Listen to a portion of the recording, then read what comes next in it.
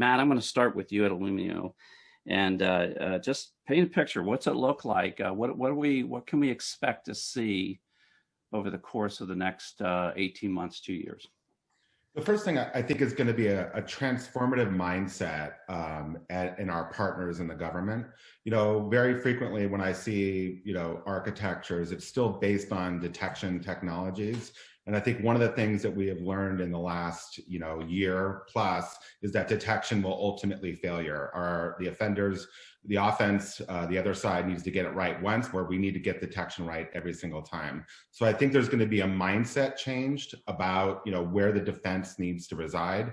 That $9 billion in spending that's going to be unlocked can't be about doing things the exact same way that we've been doing them, because clearly the offense is going to get it right once, and then we have our problems like the one that we had recently with Sunburst. So I think the biggest challenge is going to be a mindset changed.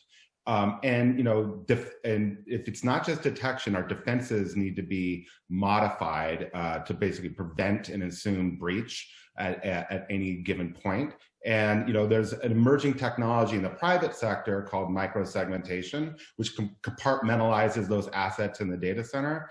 And the whole idea of zero trust is to do it in a way using what you already have. So rather than buying more infrastructure and tapping into that $9 billion, it would never solve the $9 billion is not enough network infrastructure to be purchased to do it. Why not use what you already have to get to microsegmentation and assume breach? So there's gonna be a lot of proselytizing that happens. And my goal, my sole vision, is that every single time a new mission, a new cyber mission is adopted, or any new application is adopted by the federal government, instead of being in an open network, that it gets launched with a compartment around it, a microsegment around it, such that if anything is breached, it can't move laterally within the environment, and without having to redo an entire network. That's really the focus of what I'm trying to get done in the next year.